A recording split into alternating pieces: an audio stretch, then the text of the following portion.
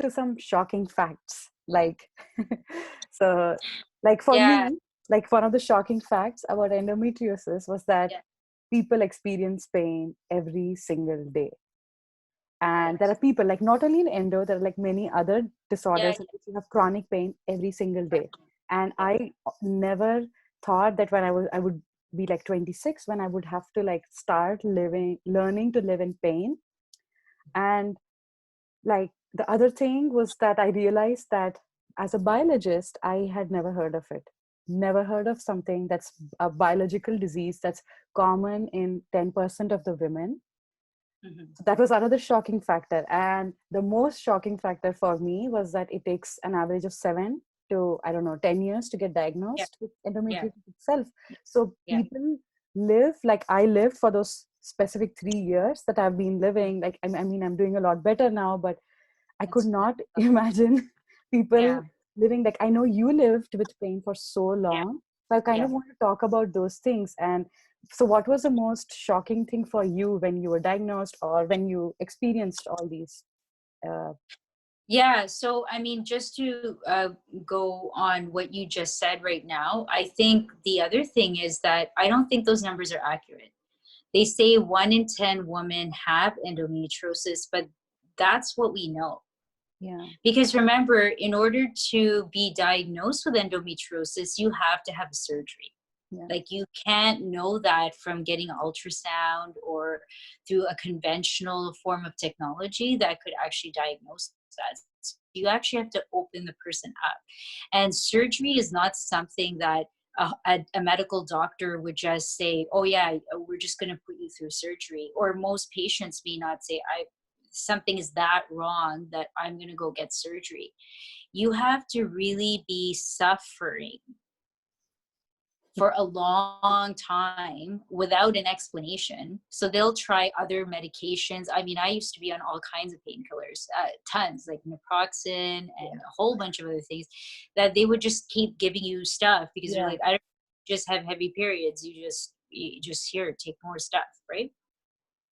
And so when you're still having pain when your period is over, right? And this is progressive. So for yeah, me, when I was in my 20s, it wasn't as bad. Like I had pain, but it was really during my periods when the pain was there. yeah, And the pain was really severe. Like it was very bad, very heavy. But then it went from 4 days to 7 days, right? And then of heavy bleeding. And then you have PMS for like another 5 days or something. Plus yeah, another week, and then you need a week to recover. So basically, 3/4 of the month, I mean, you're out of commission, right? But then, as I got into when I turned 30 now, it got a lot worse. So then it just it became heavier, and I think when stress happens, like when your body's in stress, the disease grows. yeah, So the pain gets worse. And so, as much as I think you're similar to myself in the sense that we try to stay busy because we don't want to yeah, focus on the pain and we don't want to focus on the disease. We want to keep ourselves occupied. So we're just busy, busy, busy. But what we end up doing as a result of that cortisol and that adrenaline that we're putting in our body yeah, is it actually makes the disease grow. And I didn't know I was doing that to myself, but that was my coping skill. So I mean, I was putting myself through a tremendous amount of stress. I was doing heavy work. I was working with offenders in the correctional system. yeah, I was going all the way to Waterloo. I was, doing my master's in social work. Just got married. I was trying to adjust to my marriage. I was taking on too much. It was ridiculous. yeah, And I had so many fights and arguments with my husband because he was not understanding. He thought I was bringing it on myself, which, now looking back, I do agree that the way I handled it was not the right way. I didn't take enough time to rest. mhm, I didn't take enough time to relax. I overextended myself. And so my disease grew from stage 2 endometriosis to stage 3 to stage 4. And so by the time I was diagnosed, I was 33 years old when I got diagnosed, because I had gone from the 7 days of heavy bleeding all the way to 14 days of heavy Oh my bleeding. God. 14 days. And my mother said, okay, this doesn't make sense now. Like, Mhm. nobody has 14 days of heavy bleeding. Like, I was severely anemic, right? I was exhausted all the time. I was drained. I was irritable, and I was trying to do school, and I was trying to do this marriage thing. It was hard. It was absolutely difficult. And so I was sick a lot. My stomach hurt all the time. I had digestion problems. I think that's another Part shocking of, fact that people don't realize, that yeah, as much as it's odd, but for some reason the gastrointestinal system, gets affected. I guess that's where we carry a lot of our stress, and our tension is in our stomach. So I started having difficulty digesting and breaking down food. And I also had headaches all the time and migraines. I remember I used to have yeah, severe migraines at the same time my period's happening. So it's like the disease just got worse. So the yeah. first time I got diagnosed at St. Michael's Hospital in Toronto, I remember them walking in, and they said, the doctor said, yes, you have stage 4 endometriosis. And I didn't even understand what she said, because the words endometrio, like, what the hell is that? That's such a long word, and it doesn't make sense. And so I said, so how do I treat it? She goes, well, there's no cure, so we can try to manage it. And I Mhm. said, okay, there's no cure, like, what is it? There's no Yeah. cure, what is this thing, right? And so it became a joke amongst me and my endo friends at that time, that there's no end to endo, right? Because it doesn't end. There's no finite thing, because it's like diabetes. Once you get diabetes, you can manage diabetes, but there is no cure, really. Like, I Right. mean, you can manage it, but there's no cure that doesn't get Yeah. fixed. So that's fine. I mean, just like, I mean, there's a lot of diseases out there that are like that. And so what I had to do was, I used to be someone who loved food. Like, I loved food. My grandmother used to cook the best, and my mom also. And I just grew up eating really delicious food, not thinking about um, inflammation and sugar and all these things. And then just overnight, like, you get endo, you're told now you have to stop eating sugar, stop having dairy, stop eating gluten. um I was like, just kill me, just I know. So what's the point? you were actually one of those people who, because when I met you, I hadn't been diagnosed by a doctor yet.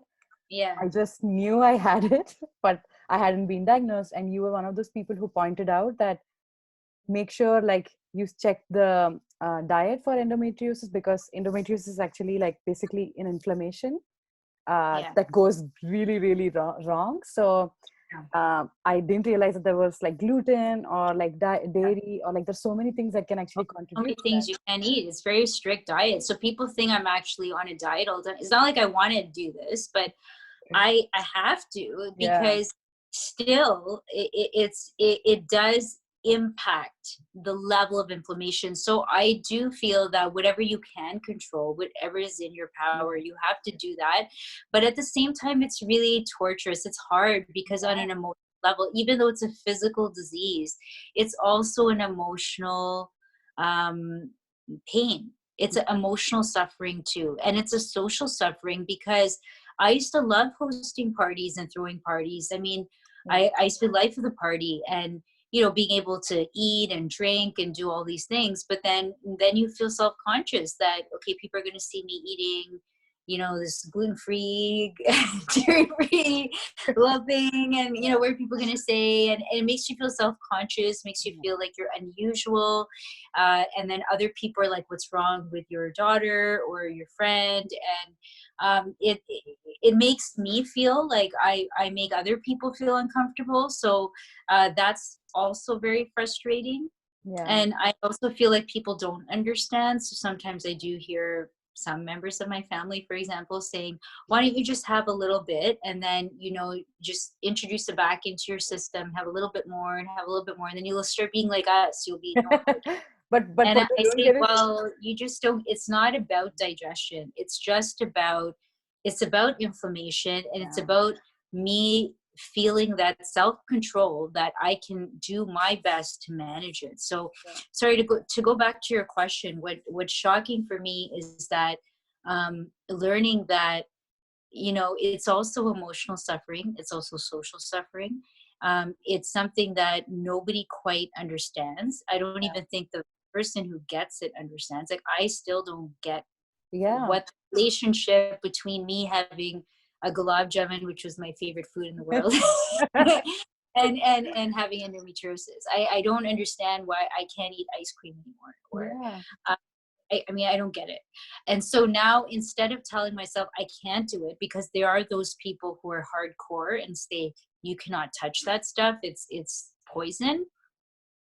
I believe more in a harm reduction approach. So I know that, if, like, I love wine, I love drinking. I don't drink a lot, but I like to have a glass of wine with my dinner. So if that is my indulgence, my sugar, yeah, I'm not going to eat sugar the rest of the day, because that I'm going to save my sugar for that. yeah, If I know I'm going to a wedding and I'm going to eat maybe a small piece of cake or something, that I'm going to be very good for a few days before that. So I have to find ways to plan it, because if you skip out on life and if you don't enjoy yeah. pleasure, then you will be depressed. That's true.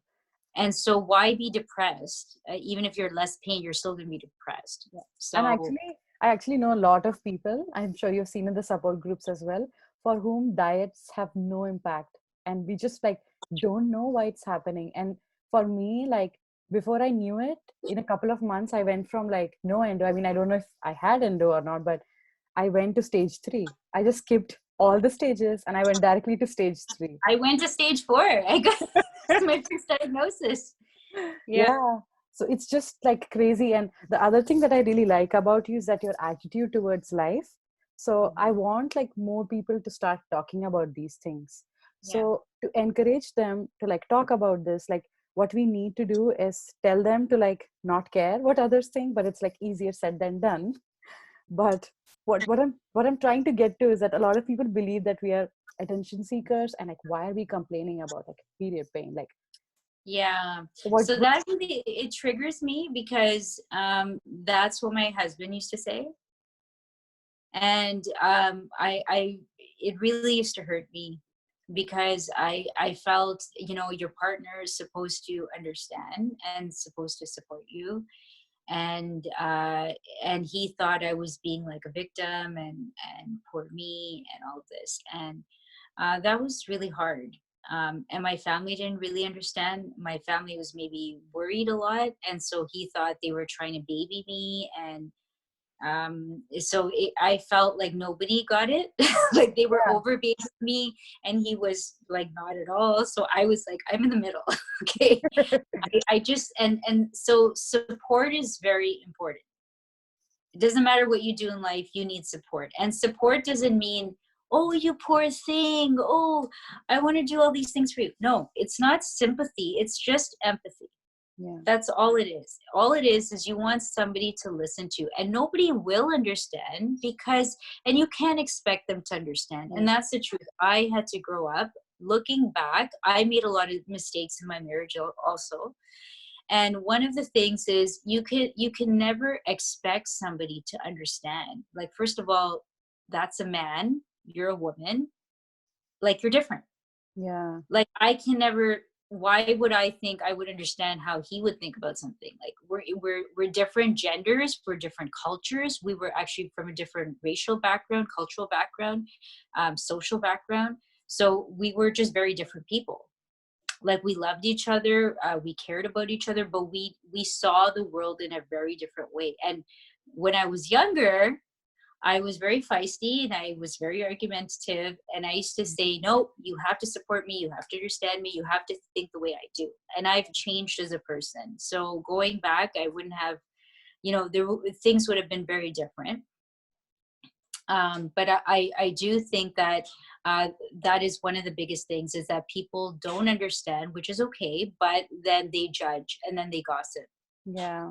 and that is hurtful.